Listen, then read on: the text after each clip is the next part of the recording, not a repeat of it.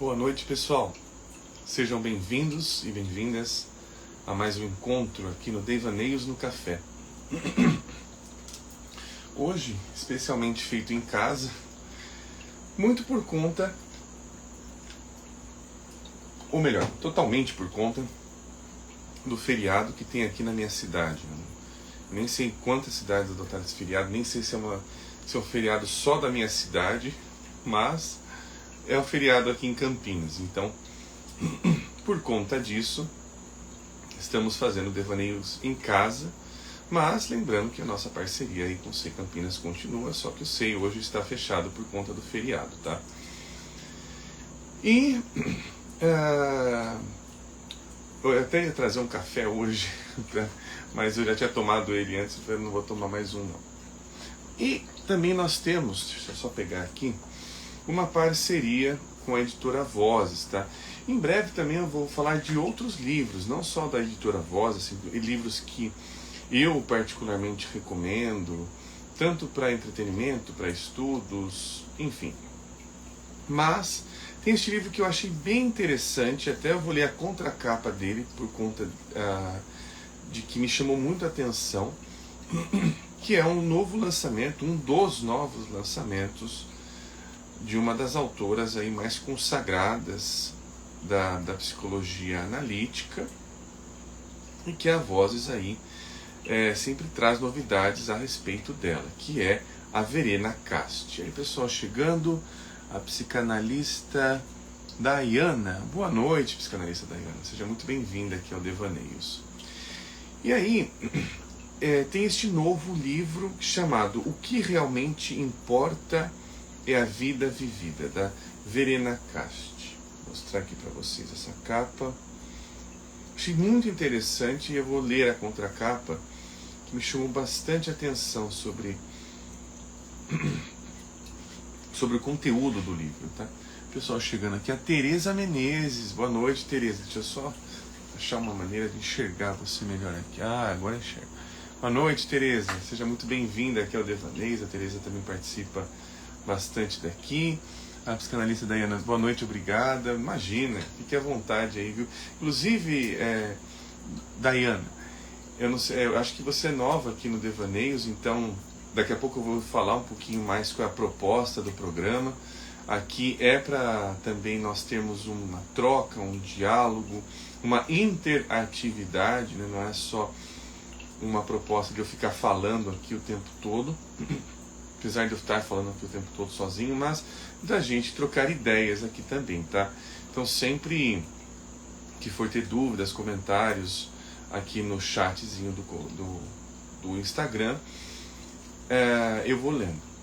Inclusive, deixa eu só ler aqui o livro da Verena, senão eu vou me perder um pouco. Mas olha que livro interessante aqui, ó.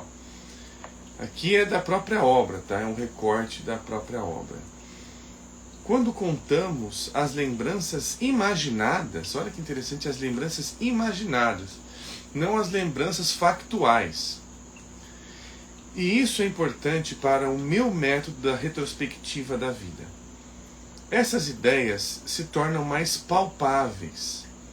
Nós as associamos a mais emoções e, assim, elas ganham vida. Além disso, quando narramos e ouvimos com atenção, reavivamos também lembranças em outras pessoas, lembranças que foram esquecidas, mas que ainda assim eram importantes. Uma boa forma de se relacionar tornou-se palpável.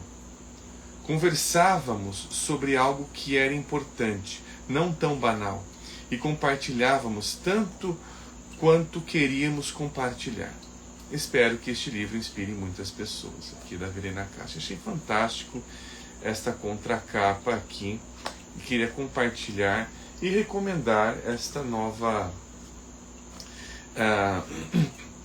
obra que a editora Vozes está trazendo aí também, tá? Ele já está disponível no site da Vozes, está disponível em outras plataformas de venda. E fica aí a recomendação deste livro, tá? Vou deixá-lo agora aqui. E bom, deixa eu só ver se teve mais algum comentário, que eu acho que teve enquanto eu lia, deixa eu ver aqui. Psicanalista Dayana, que sou de Petrópolis, Rio de Janeiro. Ah, olha só, Petrópolis, inclusive, Daiana, eu acho que é onde fica a sede da Editora Vozes, viu? Eu acho que a sede da Editora Vozes fica exatamente em Petrópolis. Olha que interessante. Nós estamos fazendo uma conexão Rio-São Paulo agora aqui também, né? Claro que com outras áreas do Brasil, também do mundo, mas achei bem interessante ser Petrópolis, porque, se não me engano, é a cidade sede da Editora Vozes. E, bom, para quem não conhece o Devaneios no Café, eu sempre apresento, mesmo já sendo que eu acho que o nosso 128º encontro, 29º, vou lembrar. Aqui a psicanalista da Bertinho de Casa. Então, que bacana. A Editora Vozes também, ela tem uma unidade aqui em Campinas, bem no centro da cidade de Campinas, bastante tradicional. Então é uma editora aí que já tem anos e anos aí dentro do mercado, trazendo esses nomes extremamente importantes, além também de obras inéditas ao público, não inéditas em relação à sua a sua, não é consciência que fala, é porque as obras do Jung, eu quero falar o seguinte, as obras do Jung que estão sendo editadas pela Voz já existiam, elas estavam em arquivos, não sei se na sede do Instituto Jungiano de Zurique, mas elas estão agora sendo trazidas a público, né? Elas já estavam arquivadas, estavam arquivadas, e agora elas estão sendo trazidas a público.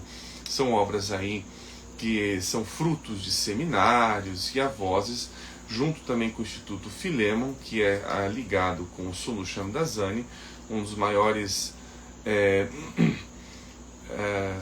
historiadores, se pode-se dizer assim, do Jung, das obras do Jung, estão trazendo aí diversas obras. Tem uma outra aqui também, deixa eu ver qual que é.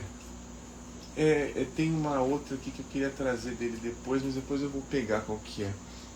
É uma que eu abri recentemente. Mas a gente vai conversando aí. Deixa eu só tomar minha água.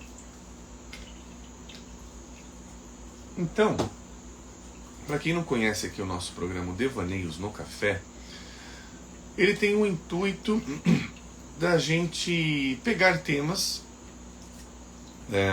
Nós estamos aí passando por uma série bastante interessante de temas sugeridos pelos participantes da página,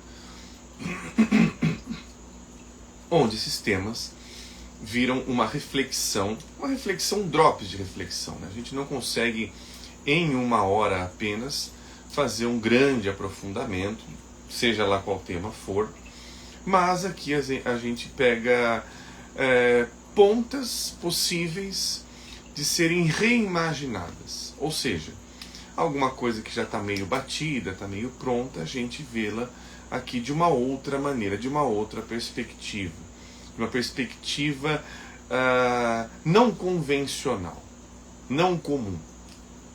Devaneios vai para este lado. Até por conta disso que se leva o nome de Devaneios do Café. Enila chegando, boa noite, Enila. Bem-vinda, Enila. Ela sempre participa aqui do Devaneios. Boa noite. E o tema que foi eleito foi uma votação bem acirrada, esta última, tá? Mas o tema que foi eleito foi o medo do olhar e julgamento alheio. O medo do olhar e julgamento alheio. Este foi o tema mais votado aí pelas pessoas que participam, inclusive, tá? Para quem não conhece, todos os temas eles são sugeridos, vocês sugerem eles aí numa caixinha de perguntas que eu abro na segunda-feira. Na terça, os temas mais curtidos vão à votação, os 4 mais curtidos, e aí o que for mais votado vira o tema da nossa semana. Mas se tiver um mais votado que o outro? Não sei, ainda não aconteceu isso. Essa é a parte 2, então quando acontecer eu vou pensar de uma outra maneira em como eleger aí, fazer um voto de Minerva, não sei, pode ser que aconteça isso. Mas esse foi o tema. Inclusive os temas que foram sugeridos, a curiosidade dessa semana é que todos eles foram muito bem votados, assim. O destaque aí foi uma diferença de 2 a 3 votos. Muito, muito longe, assim, ou melhor, muito próximos as diferenças de votação que se teve essa semana. E aí nós temos este tema aqui para imaginarmos, né? O medo do julgamento e do olhar do outro. O que esse tema nos oferece? O que esse tema nos traz? Bom, vamos começar ali, né? Nosso propósito é devanear, vamos devanear juntos. E só um parênteses que esqueci de avisar no início da live. Como nós não estamos hoje no SEI, então esta live ela não está sendo transmitida ao vivo no YouTube do SEI Campinas. Ela só vai ficar disponível, então, esta live no YouTube do Freud Estupefato, no Instagram do Freud Estupefato e depois, posteriormente, no Spotify, né? Porque o YouTube vem antes do Spotify. Spotify, os temas eles chegam depois lá. Bom, então vamos começar a devanear juntos aí. Bom, a proposta é bem interessante. A proposta começa com o medo, um apontamento sobre o tipo de julgamento e o olhar que o outro traz. Este outro aí, né, podemos colocar aí nesse sentido como uma outra pessoa, né? Mais especificamente uma outra pessoa. Mas aí tem um ponto, bem interessante. Vamos ver por qual ponta do fio a gente começa, porque é o seguinte: estamos falando de um medo generalizado, um medo sobre qualquer coisa que o outro vá ver sobre mim, ou sobre algo específico? Bom, tudo leva a crer que o medo de como este suposto outro, nos olha, não é um medo sobre qualquer coisa. Não é sobre como esse outro vai ver eu nadando, como este outro vai ver eu andando na rua. Não é sobre qualquer coisa. É sobre alguma coisa em específico. Até mesmo se a gente for pegar esta palavra medo e ver assim a sua cerne, o seu radical, digamos também assim, chamado fobia, o phobos. Olha que interessante se a gente for encontrar na fobia uma coisa que acontece dentro da fobia. Nós temos, por exemplo, agorafobia, claustrofobia, aracnofobia. O que mais tem? Sei lá. Tem várias fobias, tá? O que é muito interessante, por quê? Porque então, uma característica da própria fobia, do próprio medo, por assim se dizer também, é de que ele busca um sufixo, ele busca algo que o antecede, o que apresente-se como medo. Então não é medo sobre qualquer coisa. Meu medo aparece quando aparece uma aranha. Minha fobia aparece quando aparece uma aranha. Minha fobia aparece quando aparece ambientes abertos demais, ou fechados demais. Ou o medo de estranhos, né? O tal da xenofobia. Tenho medo de estranhos, quando algo me é estranho. Então, este medo também ele passa a ser uma lente, ele passa a ser um filtro. Ou seja, o medo ele é algo que nos especifica sobre algo. Ele olha para as coisas de acordo com aquele algo. Ele é um crivo, ele é um filtro. E bom, como todo filtro, ele faz uma separação também. Ele decanta algumas coisas. Isso passa, isso não passa. Mas o que é interessante? O interessante é de que, como nós estamos agora falando sobre essa especificidade deste medo, o medo do olhar e do julgamento alheio, alguém está com esta lente. Alguém adquiriu esta lente. Então a primeira posição que me vem é em relação a... Bom, que tipo de olhar e que tipo de julgamento se evita? Porque o medo também ele traz ali a perspectiva da evitação, do evitar entrar em contato com aquilo. Então a gente o medo ele faz com que a gente seja nos devolva a nós mesmos de alguma maneira. Pois o medo ele está falando sobre mim. O que está falando sobre mim? Eu ter medo de tal coisa. E tem diversas explicações. Tem explicações evolutivas, né, evolucionistas, dizendo que tem pessoas que têm medo de aranha mesmo nunca tendo visto aranha, por conta de uma espécie X, de um clã X ter sido eliminado por aranhas, e aquilo ficou no imprint do ser humano. Tem várias teorias em relação a isso. Mas nós estamos aqui buscando ver o psicológico no lógico, seja no biológico, seja no físico. Então, o que é o de psíquico aí? Independente do que seja, né, da questão biológicas, isso também tem a sua própria explicação. O medo ele nos aponta algo em nós. Então você tem medo de ser julgado por qualquer pessoa? Você tem medo de ser visto de todas as maneiras ou de uma determinada maneira?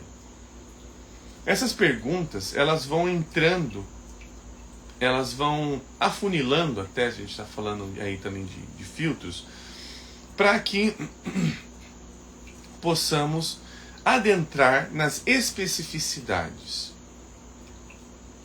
Que qualidades ou que coisas são essas que está se evitando entrar em contato?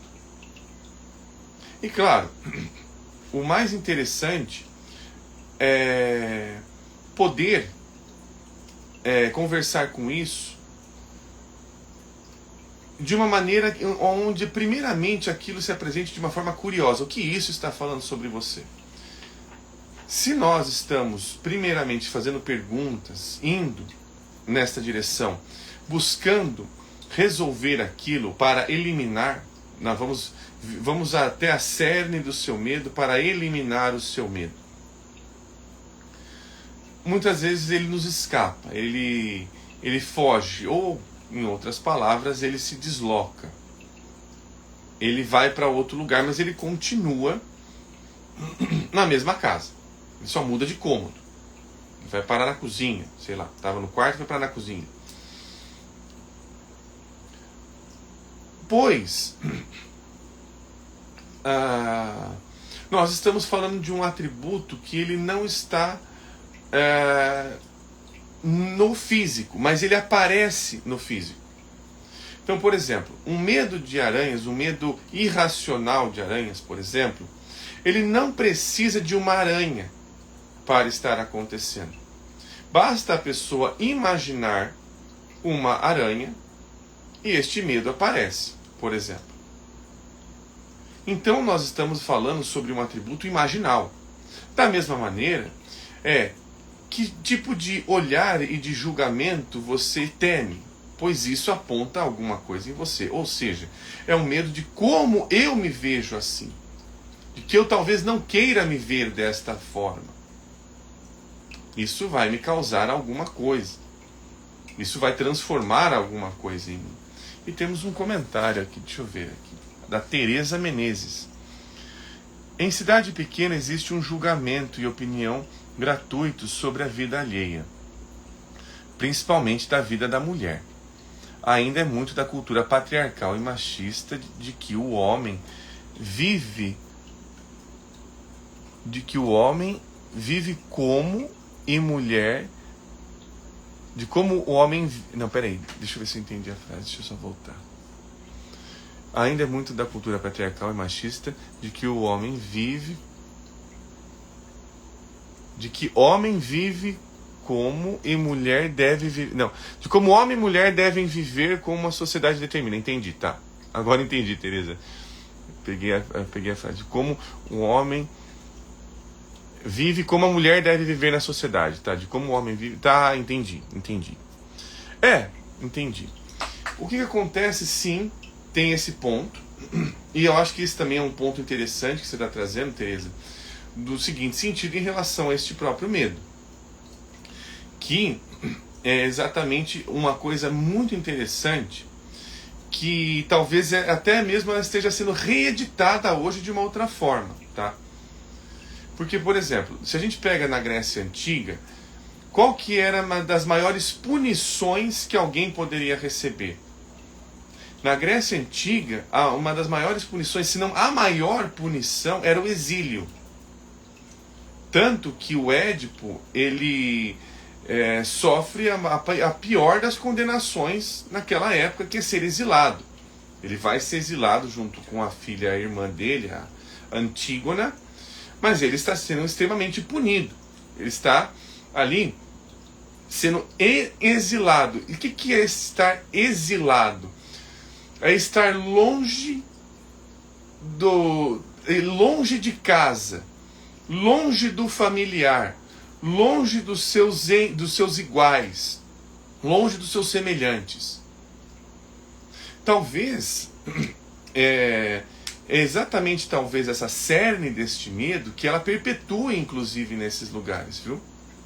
Eu acho que você tem foi uma belíssima pontuação, pois olha que interessante, muitas das formas como nós nos relacionamos hoje continua sendo regida pelo medo.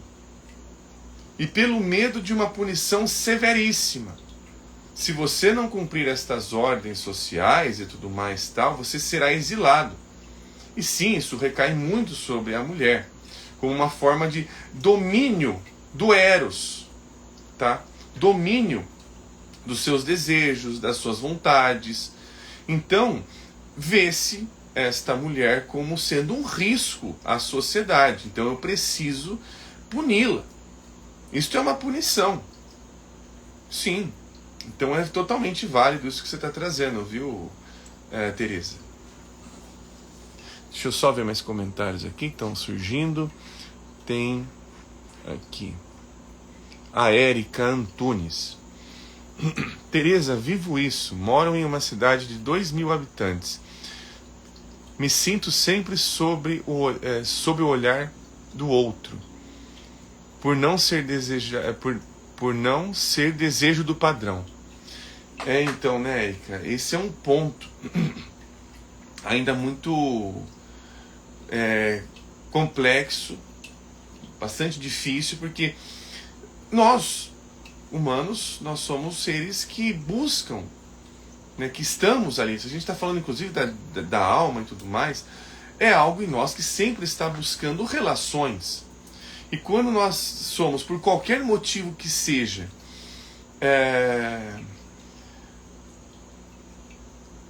cortados, impedidos, eu acho que essa palavra é melhor, impedidos de se relacionar, nós entramos aí num lugar terrível. Nós começamos a nos ver de forma terrível. Começamos a encarar os nossos desejos, principalmente porque este medo é um ataque ao desejo, tá? É um ataque direcionado, diretamente colocado ao desejo. Você não pode querer tal coisa, você não pode fazer tal coisa, você não pode exibir tal coisa. Ou seja, é um paradoxo, é uma violência também, não só um paradoxo, mas é uma violência contra esta mulher, especificamente falando, que não pode ter contato com os seus próprios desejos, senão se ela anunciar isso, se ela querer alguma coisa, se ela entrar em contato com isso, isso já é terrível, isso já é pecaminoso e por aí vai. Isso é indecente. São todas as características que invalidam. Isso pega no medo mais arquetípico ainda, que é este medo de ser exilado, de estar sempre... Não, o que é o exílio? Eu estou sempre fora de casa. Eu estou sempre sem abrigo, sem teto. O medo do exílio é exatamente porque eu estou sem teto. Eu estou sem acolhimento. Eu estou sem um lugar para mim no mundo. Não tem lugar para mim no mundo. Então é exatamente isso, é um ponto extremamente importante, viu? Ainda bem que vocês estão trazendo isso para a live. A gente está podendo fazer essa conversa. Aqui também tem um comentário da Enila. Será que esse olhar julgador do outro está mesmo no outro ou no meu olhar próprio? Ele me atinge na medida em que me importo, ou importa o olhar. Então, mas aí é um paradoxo, tá, Enila? Porque sim, a gente traz esse ponto, é um ponto importante, de ver que há este medo de ver-se a si próprio com relação a isso, mas também tem outras coisas que têm a ver, sim, com a nossa forma de se relacionar em sociedade. E que a nossa maneira, talvez, de se pensar algumas questões aí muito tradicionais, e o quanto a gente também já falou dentro de uma live, tá? Acho que, se não me engano, foi a live do tradicionalismo e do voo. O quanto algumas coisas ditas para preservação da família, preservação dos costumes, preservação disso, disso e aquilo, não são um medo. Aí a gente não está falando sobre tradicionalismo, nós estamos falando sobre uma fobia, sobre algo que não pode se manifestar de maneira nenhuma. Então sim, tem esse medo de como eu vou olhar para mim mesmo, de que eu não quero olhar para mim mesmo dessa maneira, mas também tem o outro lado. Tem o lado de que, se eu entrar em contato com isso, a minha vida desmorona. Então, o medo, ele também é uma coisa que nos aponta que, estou próximo demais da realidade. Está perto demais da realidade. Esse é um ponto também. O medo mora nessa barreira, ou nesse limite, ou nessa fronteira, melhor dizendo. O medo, ele mora nessa fronteira entre o imaginal e o real. Ele está ali, mais um passo que você der, você sai daqui. E aí? Mais um passo que você der, você está fora. Você entra em outro lugar, e esse lugar aqui pode ser algo... Pode ser não, muitas vezes é algo que você não tem mais controle. Não tem mais domínio. E a gente vem falando o quanto é extremamente angustiante quando estamos fora do domus, fora do domínio, fora da casa. Não é à toa que a gente vem conversando aí em diversas lives sobre esses aspectos. E é importante, porque assim, aí a gente começa, a análise, ela é uma das alternativas possíveis que nós criamos para poder rever estas coisas, ter um lugar seguro, um lugar sigiloso, aonde tudo isso que nos é retirado de conversar, de falar, né?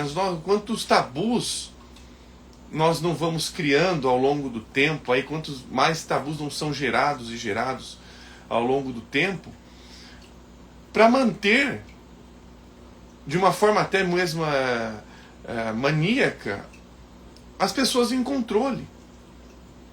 Num controle de, se você quer isso, você vai ter que fazer dessa maneira. Você não pode pensar de uma outra forma, você não pode querer de uma outra forma. É uma tentativa de controle, sim. muitas coisas aí vocês trazendo aqui. A Érica me lembrou o Dante Alighieri. O que você lembrou do Dante Alighieri, Érica? Bem curioso você ter lembrado dele agora. O Dante Alighieri é da Divina Comédia. Ok, Nila. Dentro da minha intimidade sou livre do olhar do outro? Não. Não. Não. Mas talvez na intimidade eu comece a perceber melhor que este outro já sou eu. Em algum ponto. Porque aí também tem um ponto interessante, tá?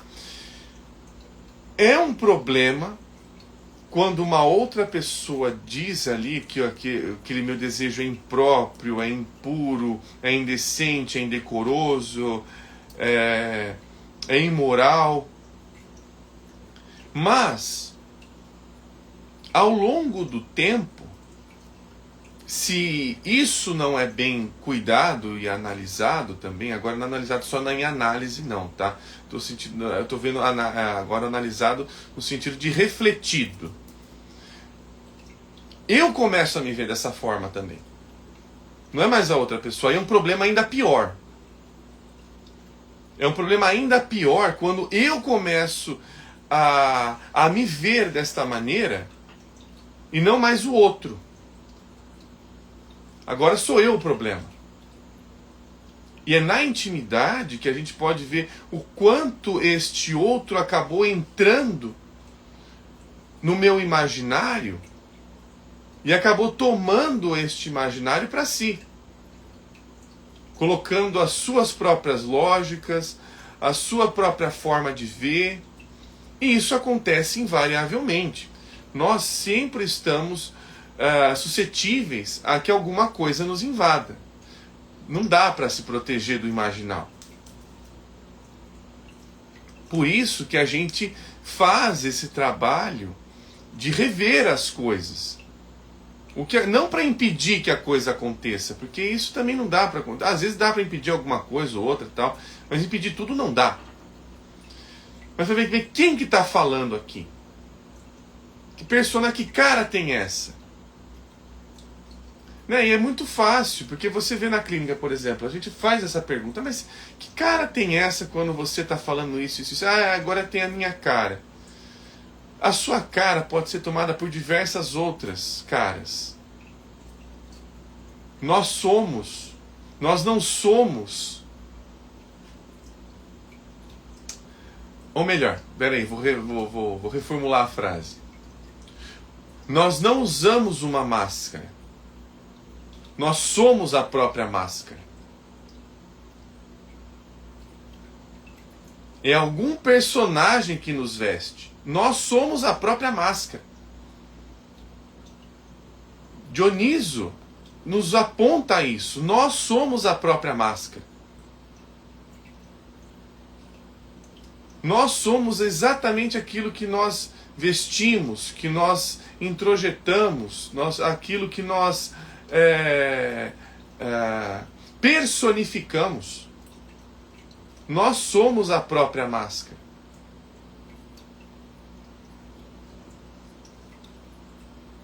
Olha que mudança de se ver a coisa. Não é o que visto a máscara. Eu sou a máscara e eu sou vestido por diversos personagens. E que se eu não conseguir ver a cara deles, todos eles eu vou achar que tem a minha cara. Olha que terrível isso também, né? Você não conseguir mais diferenciar nada. Tudo é sua cara.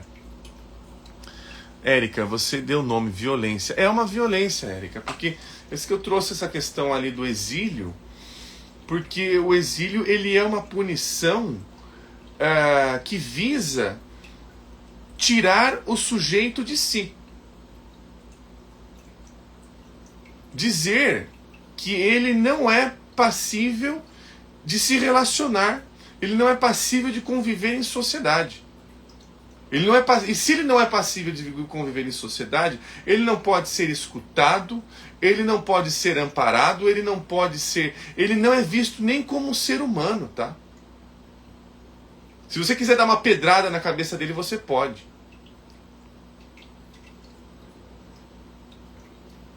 Olha que terrível. E se você quiser matar ele, você pode. Eu não reconheço mais como um ser.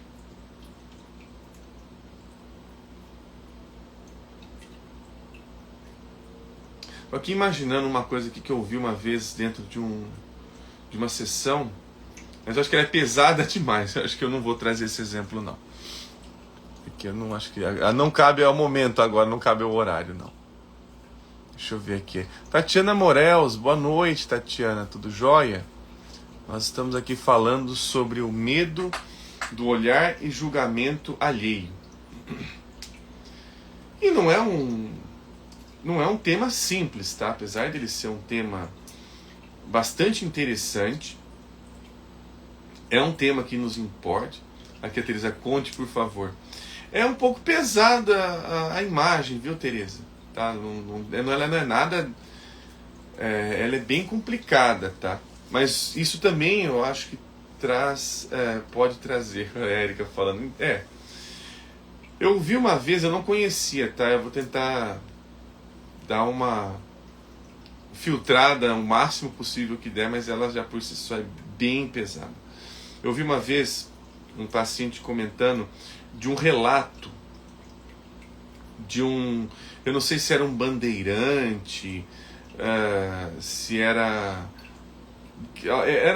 bem naquela época do descobrimento do Brasil, tá? Descobrimento entre aspas, né? Quando o Brasil foi invadido ali pela cultura europeia, aí no caso. E tem um relato, eu não vou lembrar de quem que é, mas eu acho que de um bandeirante, tá? Eu tenho quase certeza que é, porque eu não estou lembrado se é exatamente. Mas que o relato era mais ou menos o seguinte, em que essa pessoa pegava uma índia grávida, uma indígena grávida,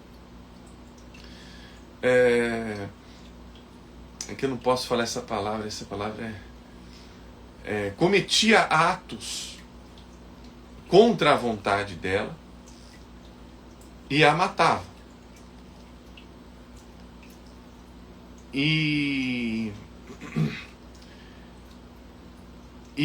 tirava, e abria a barriga dela e tirava o bebê de dentro. Olha o relato que a pessoa fazia, que a pessoa que fez isso, tá? Escrevendo isso. Eu ouvia este bebê chorar, e eu via aquele ser chorar, ainda vivo, ela estava ainda viva, e eles pareciam humanos. Eles pareciam humanos. Olha a barbaridade. A barbaridade. É uma cena bem extrema, assim, de uma violência extrema, de algo muito extremo. Então, isso também nos remete ao nosso tema, de uma certa maneira. Porque se este outro não me vê como humano, ele é passível de fazer barbaridades. Então eu também queria trazer esse ponto, tá? Por isso que eu lembrei dessa cena. Por isso que é um medo que eu não queria só trazer para esse olhar mais psicanalítico, que vê as coisas em relação ao sujeito, ao indivíduo, que isso é importante também, tá? Mas o quanto este é um medo que remete a tudo isso. Que remete a, se eu perder o olhar humano do outro, ele me aniquila das piores formas possíveis. Este é um medo muito válido e é um medo muito que acho que a gente precisa trazer aqui. Claro que tem as suas nuances particulares, individuais, claro que tem isso. Mas eu acho que vale muito a pena pegar e ver assim que isso não é à toa. Hoje mesmo, né, se a gente for pegar no ambiente virtual, tem essa coisa do cancelamento, que também traz sobre isso. Então é muito válido isso. Aqui, deixa eu ver. A Érica, podemos comparar este ato com violência de nascer e não ser desejado? Olha, Érica, eu acho que é pior ainda, tá? Acho que é pior ainda. É de você não ser visto, é de você ser equivalente a um nada. Uma pedra tem mais valor que você. Eu posso fazer o que quiser. E a gente vê relatos de guerra, tá? Isso é uma barbárie. Você vê aí relatos de guerras onde acontece isso. Imagina, se a gente for pegar, por exemplo, tem alguns filmes que relatam assim essa violência incumbida. A Fita Branca, de Michael Haneke, por exemplo. É um filme que acontece pouquíssima coisa, mas ele é cruel. É um filme cruel. Que fala sobre o momento pré-Primeira Guerra Mundial. Vale assistir esse filme, é bem interessante esse filme, tá? Aqui a Teresa falando, por isso que nos matam tanto, nós as mulheres. E esse é um ponto, tá, Teresa? É extremamente importante toda essa revolução, esse rever da evolução, porque a mulher, ela foi introduzida na sociedade como ser há pouco tempo. Até então ela não era tratada como tal. Não era só essa indígena, era a mulher como um todo.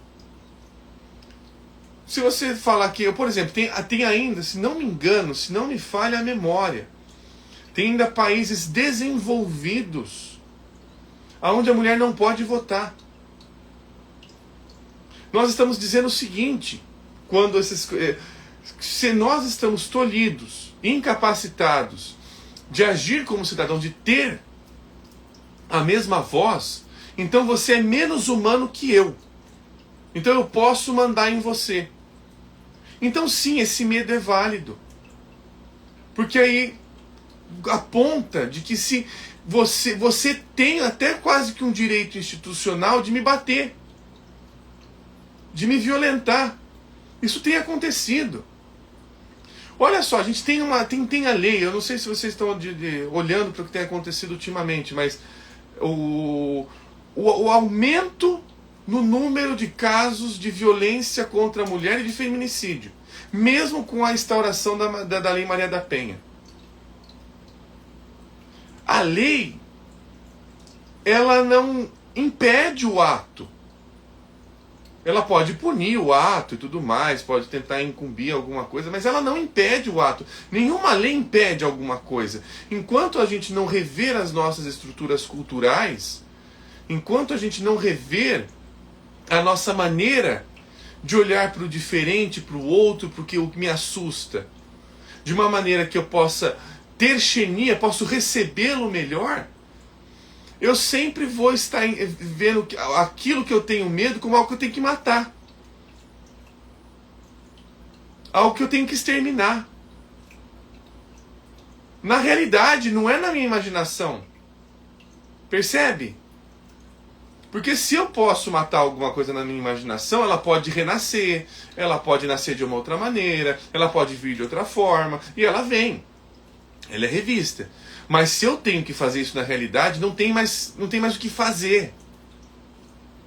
Por isso que dentro da análise a gente toma muito cuidado de, em vez de você pensar o que você tem que fazer com isso, porque se você já está mirando na realidade, e você vai perder essa característica do imaginal, volta para o imaginal primeiro, reveja o imaginal, fica um tempo nele, para você primeiro ver a coisa da forma imaginal. Porque quando for para a realidade não tem mais o que fazer. É bem complicado, tá? É um tema bem sensível. Aqui a Érica, fato. Aqui a Gir Fagundes, verdade. A Érica comentando. Por que o desinteresse dos homens pela análise? Olha, Érica, eu não sei em relação a... como é que chama? Estatísticas, tá? Eu tenho até recebido uma quantidade maior de homens na análise, o que não significa que se entrem em análise, né? A gente já comenta isso. Mas talvez esteja tendo um interesse hoje um pouco diferente, tá? Mas o que eu posso dizer em relação à figura masculina, a Ingrid falando se adorei o cenário de hoje, aqui é meu. Aqui eu estou em casa, aqui, tá? Aqui é o meu cantinho, tá, Ingrid? Mas o que eu posso dizer de uma dificuldade em relação ao homem, tá? Especificamente falando agora, é de uma abertura a este mesmo homem entrar em contato com os seus sentimentos. Vejo muitas vezes que a coisa é colocada de uma forma muito prática, pouco imaginal. Muitas vezes o homem pode até ter tido um aumento de homens indo para análise, mas isso não é uma garantia de que eles estão indo em análise ou de que se vá para a análise para entrar em contato com aquilo que me é mais difícil, que me é mais diferente, que me é alheio. Às vezes eu estou indo para análise para resolver as coisas. Eu vejo isso acontecer em diversos cenários, em diversos momentos, né, de receber um paciente novo, de escutar de uma outra pessoa, de ver a dificuldade de se sair desse lugar. Claro que isso não acontece só com homens, tá? A gente está colocando só que é uma diferença de sexo. Mas é uma estrutura que já está aí há muito tempo e que nos afeta, coletivamente falando. Então, é muito difícil se acessar esse lugar do sentimento, do afeto, muitas vezes, porque ele primeiro requer que eu saia desse lugar que eu estou vendo todas as coisas como uma função, que eu crie um ritual, entre na análise, ali, num lugar aonde eu possa refletir, que não tenha tantos barulhos, tanta interferências externas, que eu possa escutar meu próprio eco, que eu possa ter um tempo não determinado para ficar também em silêncio caso ele ocorra. Eu preciso também do silêncio para ver como todas aquelas coisas reverberam. Ter um momento em que o olhar que eu tenho para o outro volte para mim de alguma maneira. Para isso eu preciso que haja esse bate e volta. Só que o bate e volta da análise não é tão simples como se eu estivesse olhando para o espelho. Que é só eu olhar e eu já estou vendo a minha imagem de volta. Né? Já é instantâneo. Ali é como se fosse uma onda que foi emitida e que está fazendo todo um caminho de volta. Está tendo um tempo, então eu preciso... É como se aquilo fosse ecoando. O rever em análise é um ecoar. Então é um tempo mais demorado. Demorado no sentido que há anos para acontecer. Mas é um tempo que não se determina através do cronológico. Não é daqui a tanto tempo isso aqui vai acontecer. Não dá para determinar o tempo do outro. Mas se eu conseguir recebê-lo cada vez mais mudanças acontecem. Isso sim. Aqui comentário da Enila. Acessar e lidar com as imagens difíceis requer instrumentos, como um artista com suas ferramentas. Sim, o artista, ele utiliza-se de ferramentas para trabalhar exatamente nesse lugar da dureza e da vontade. Aonde tem uma dureza, tem uma vontade. Ou seja, se um artista está diante de uma folha em branco, é duro para ele. É um artista, um escritor, um poeta, um cronista, seja o que for. A folha em branco para ele é dura, mas é exatamente aonde ele se lapida. Então você não pode tirar a angústia do artista, senão você mata o artista. A angústia é exatamente o que faz o artista. É por isso que também dentro das concepções psicanalíticas você não encerra a angústia. Você dá a possibilidade ou encontra a possibilidade de manifestação daquela angústia. Quanto mais ela pudesse manifestar, mais obras acontecem. Vamos colocar assim, né? Mais obras de arte acontecem. Né? Então aqui a Tereza, a descrição da Nila também lembrou Van Gogh. Tem vários artistas daí também, viu, Tereza? Tem Van Gogh, é um deles, né? Fantástico. A Érica. Primeiro, queria agradecer por se posicionar como ser humano. Depois, gênero e as condições culturais que se encontra o homem no papel da sociedade. Hoje só tem garotos por aqui.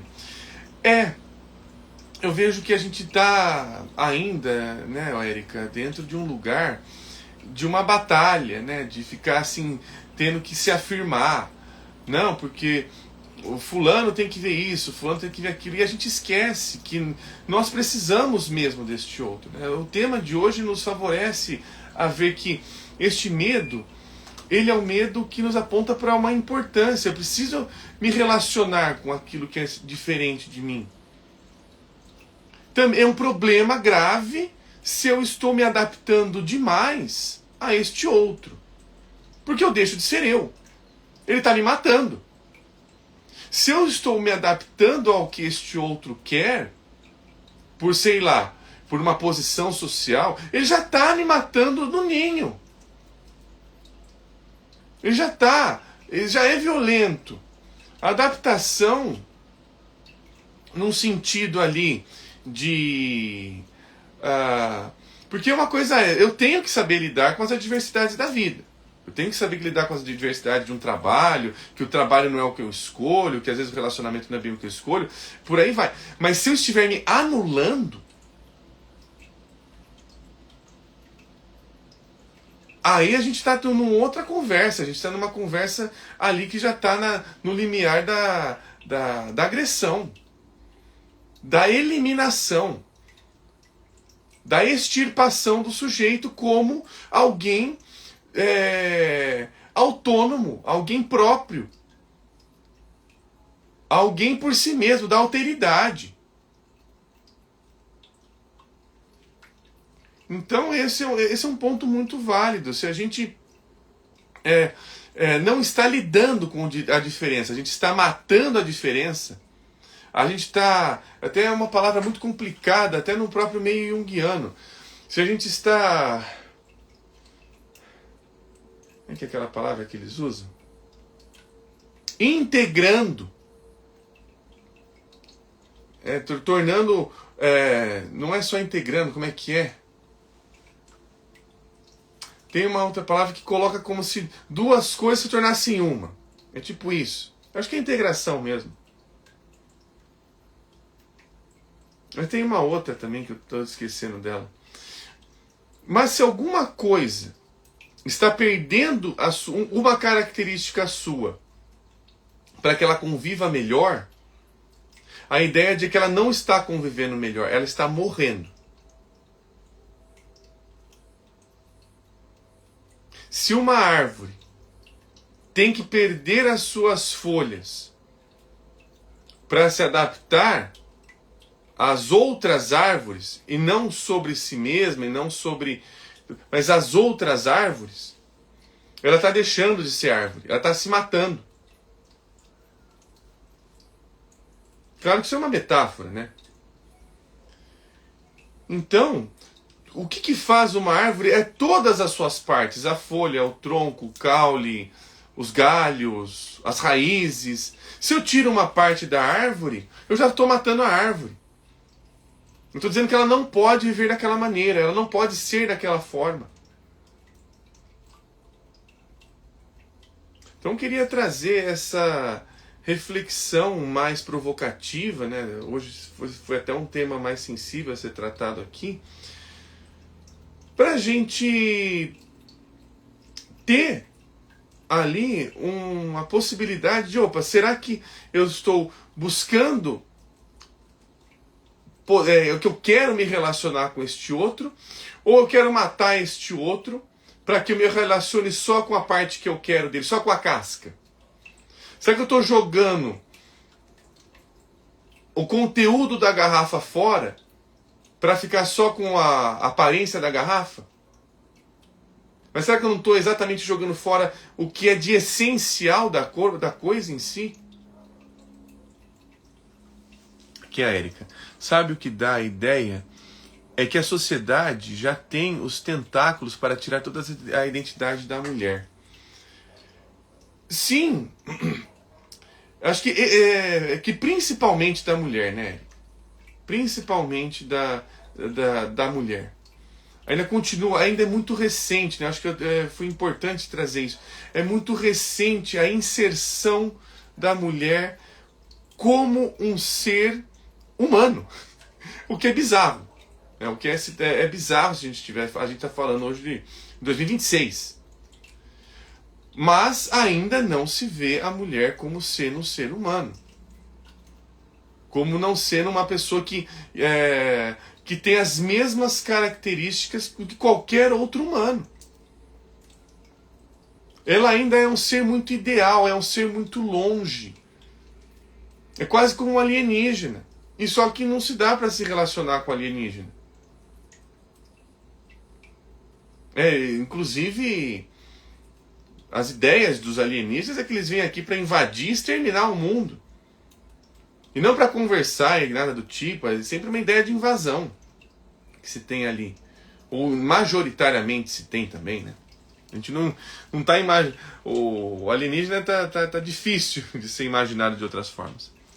Aqui a Enila. Os devaneios são essenciais mesmo. Um momento de suspender a vida prática, olhar para dentro com alma. Grata, portanto. Eu que agradeço, viu, Enila? A Érica. É insano. É bizarro, né? Não só insano, mas é bizarro, assim. Se a gente for ver que... Porque tem formas disso acontecer, né? A gente foi trazendo algumas coisas, mas tem formas de você tirar a humanidade de algo ou de alguém. E são formas bem sutis. Muitas vezes elas não precisam ser tão categóricas assim. Às vezes a violência maior é a violência sutil. É quase que aquele gaslight, né, que se fala. Por quê? Não é que... Não tô falando maior no sentido de graus, não. Mas no sentido de frequência, de ocorrência. E também de... você acaba se vendo assim. De uma forma silenciosa. Porque quando você vê, sei lá, alguém dando tapa na cara de alguém, aquilo é visível, aquilo é pronto, tem uma marca, estipula-se uma marca. Você consegue ver a coisa. Mas quando é invisível assim e tudo mais, é quando fica num lugar de difícil acesso, não só invisível, mas de difícil acesso, difícil se imaginar, eu já estou morto. As minhas ações são contra mim. Aqui é a Ingrid falando, sim, as mulheres são subjugadas em todos os aspectos. Sim, a gente está falando da sociedade ocidental também, mas tem outras sociedades que há relatos ali de que a mulher continua sendo vista apenas como um objeto. Apenas, nada mais que isso. Tá? É bastante complicado. Então, isso nos permeia muito. Porque isso não foi construído agora, isso continua sendo construído agora de diversas maneiras. Aqui. A Érica, tem um filósofo que se perpetuou no mundo ocidental que disse: as mulheres eram homens com defeito. Eu não sei que filósofo foi esse não, viu, Érica, sendo bem sincero. Mas aí é um ponto, tá? Aí é um ponto que até mesmo a psicologia arquetípica, eu não sei que filósofo é esse, mas realmente, por isso que eu estou falando, porque eu não sei aonde ele se localiza, mas grande parte da nossa ciência atual, da nossa forma de se fazer conhecimento atual, ela é galgada, ela é mantida dentro de uma perspectiva de homens brancos de alta sociedade que vieram de berços de ouro e que não ficaram famosos por conta da sua qualidade, mas por conta do seu QI. Muitos foram assim, e continua se sendo assim em diversos aspectos também. Ou seja, nós temos aí uma ciência que ela continua ditando, não é dizendo, não é conversando, ela fica ditando quem somos, como devemos pensar, quem devemos validar, quem devemos invalidar. Isso acontece no mundo psicanalítico. Eu acho assim, uma coisa quase que bizonha ainda se escutar no mundo psicanalítico. Ah, mas o fulano é de autor tal, você precisa invalidar porque isso daqui não é psicanálise, ou não é ciência, ou não é isso. Você nem sabe quem é o cara. Você nem leu. Você, não estou dizendo alguém que leu por você. Você nem leu a coisa. E você já diz isso. Por quê? Porque você entra numa forma institucional de ver as coisas, ou institucionalizada de se ver as coisas, aonde somente determinadas pessoas detêm o conhecimento, detêm o poder, detêm aquilo que se pode dizer o que é certo e o que é errado.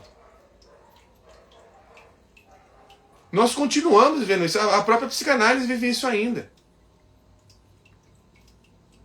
Por isso é tão difícil realmente fazer humor dentro da psicanálise. Porque eu preciso quebrar esses ditadores que não se tornam pensadores. A pessoa pode ter sido um pensador, tá? Mas muitas das pessoas que seguem podem se tornar a pessoa um ditador. Ah, só vale o que o fulano disse. O que ele não disse. E eu já vi isso, tá? Eu não estou falando coisa que eu tirei da minha cabeça. Eu já li comentários, assim, até nos próprios posts que tem na página. Pessoa falando isso. Só vale o que Freud disse. Todo outro autor que falou tal coisa diferente de Freud tem que ser invalidado. Eu já vi coisa assim. A pessoa não estava tirando sarro, não. Tá? A pessoa não estava fazendo meme lá, não. Olha a situação que a gente se encontra. A gente está quase em alguns aspectos, né, não todos, tá, por favor, mas em alguns aspectos, em relação a principalmente as relações com o outro, a gente está quase que vivendo um medievalismo moderno. Usando-se de métodos de tortura, muitas vezes, mas agora variados agora. É bem complexo. É um tema bem complexo, mas enfim, né, pessoal? Aqui é só um dropzinho que a gente teve aqui agora para refletir sobre essas coisas extremamente importantes, extremamente atuais, tá? Queria trazer esse tema de uma forma mais atual, mais outra possível também. A gente acabou discutindo umas coisas mais sensíveis, meio talvez muito importantes de ser trazidas aqui, inclusive por ser um ambiente público. E agradeço muito aos comentários e participação de todas vocês, né? Hoje majoritariamente a participação aqui foi feminina e que bom, acho que é um lugar para isso acontecer também, vocês terem voz aqui é extremamente importante. Um detalhe, mais de 80% da página do Freud Estupefato é seguido por mulheres, tá? A estatística da página mostra mais de 80%, da página mais de 85%. É constituída por mulheres. Então vocês que fazem com que nós tenhamos vozes aqui. Então, que a gente possa ter essa conversa mais vezes. Eu agradeço muito. Vi aqui a Tereza dizendo, a pessoa se coloca como um inútil em analisar o que lê. Sim. Nem lê, tá, Tereza? Nem lê. Tá? Eu vejo gente... É batata. Eu nunca consegui achar alguém que é crítico de Jung que tenha lido um livro mais denso do Jung. Não acho. Eu nunca achei até agora. Se alguém tiver, por favor, me fale. Teve até uma época, né, de polêmicas com o Christian Dunker, que ele criticou o Jung e tudo mais e tal, mas dá pra ver que ele não leu o Jung, tá? Eu não tô tirando a qualidade dele com relação à psicanálise, ele é um excelente psicanalista, mas ler Jung ele não leu. Ele falou que leu, mas desculpa, não leu. Não. O Jung não é só Memória, Ações, Reflexões, não é só Homem e Seus Símbolos, não é, tá? Isso daí nem é Jung, tá? Memória, Ações nem é Jung, tá? É a Aniele e a Fé numa entrevista com Jung. Então já começou errado. Ali é para ter um vislumbre do Jung, mas não é Jung. O Jung é outra coisa, outra pegada, tá? Que eu vejo muitas críticas e pouco aprofundamento, pouco interesse em se aprofundar ali, é muito medo, né? Porque eu preciso sair da casinha, né? Deixa eu ver aqui mais quem está colocando. Érica, eu queria agradecer, fiquei feliz se você deu nome. Eu que agradeço, viu, Érica? Agradeço todas vocês aí por toda essa contribuição fantástica que trouxeram aqui ao tema de hoje, que ele refletiu em diversos pontos necessários. Muitíssimo obrigado mesmo, viu? A Flá Regina, muito bom, obrigada pelas reflexões. Eu que agradeço, Flá Regina. Aqui a Tereza Menezes, obrigado, foi muito válido. A Enila, esse grupo de estudos novo seu será belíssimo, que vê muitas imagens. O grupo de estudos do Ateliê de Imagens é exatamente para isso. De ir para o feminino, de ir para a alma, de ir para o cíclico, de ir para o que acolhe, de ir para baixo, no sentido de entrar, de fazer uma descida dos meus, do meu trono, do meu pódio, sair dele, para que eu sinta o mundo acontecendo aos meus pés também e nos meus pés.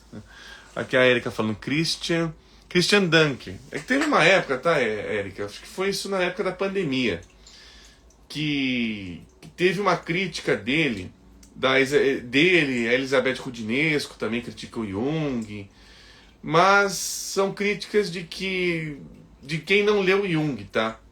Por isso que eu tô colocando, porque ficou famoso na época, acho que foi 2021, 2022 no máximo. Foi na era da pandemia aí que aconteceu isso. E vale lembrar ali que é ainda uma reprodução dessa disputa ali, né? Porque o Jung, ele contesta o Freud, né? Ele coloca o Freud ali. Que a Érica, fico nervosa assistindo ele, obrigado. O Christian Dunker, ele tem muita sabedoria, ele sabe muito sobre Lacan, tá? Mas é isso que é o ponto. Se a gente entra num lugar que a gente não tem o hábito de entrar, muitas vezes a gente entra querendo matar a coisa, tá? Não é habitual no mundo psicanalítico você conhecer outros lugares, outras casas. É habitual criticar. Eu vou lá, critico, falo um monte de coisa, mas não é habitual você ir lá e falar, olha, posso tomar um cafezinho aqui? Posso conversar com você, como é que é a sua visão? Isso não é habitual. Pouco se faz isso, e muito do que se faz isso ainda me parece de uma maneira muito mais buscando uma diplomacia neutra do que realmente uma interação. Então é isso, pessoal. Eu agradeço muito aí a colaboração de todas vocês, principalmente todas, né? A Ingrid. Mas Lacan também, confesso que não curto muito Jung. É que assim, o Jung, ele tem uma outra base, tá, o Ingrid? O Jung, o Lacan, ele, tanto é que nas obras do Lacan, ele evita constantemente, e a gente pode pegar até lacanianos adornianos, como, por exemplo, o Vladimir Safatli, que é um autor brasileiro. Ele evita muito entrar em contato com a imagem, tá? Você não vê exemplos, você não vê ele falando, está vendo essa árvore aqui? Não, ele evita. Então, fica bem no campo do abstrato, fica bem no campo da linguagem pura, tá? Puríssima. Mas sem tentar entrar no mundo da imagem. Evita. O Lacan evita e o Adorno mais ainda. Então imagina só. Então fica muito num campo conceitual, muito num campo do esquema, das matemas. Então você vai vendo as coisas como fórmulas e não como imagens. A base do Lacan é essa. Agora o Jung tem uma outra base. O Jung vai para o imaginal. O Jung ele vai para onde moram as imagens e principalmente as imagens do inconsciente. Por isso que ele vai estudar alquimia, vai estudar cabala, vai estudar mitologia, vai estudar astrologia, porque ele vai querer ver como é que é esta psicológica, uma lógica psíquica, a lógica do não eu. E como ela se apresenta em imagens. Então, a perspectiva do Jung é mais personificável. Ele busca ali, então ele dá muitos exemplos. Você vai pegar o Homem e seus Símbolos, ele está falando quase que o tempo todo ali no capítulo que ele escreve só em exemplos. Então ele fala muito em imagens ali. O Memória Sonhos é um monte de imagens também, né, que é uma entrevista que ele fez. Em qualquer livro que você pegue do Jung, ele vai trazendo. Ele é um imaginário todo, então ele vai jogando imagem mesmo. E é muito interessante, porque aí a imagem, ela, ao mesmo tempo que ela limita alguma coisa de ser vista, ela também expande para que outras imagens surjam.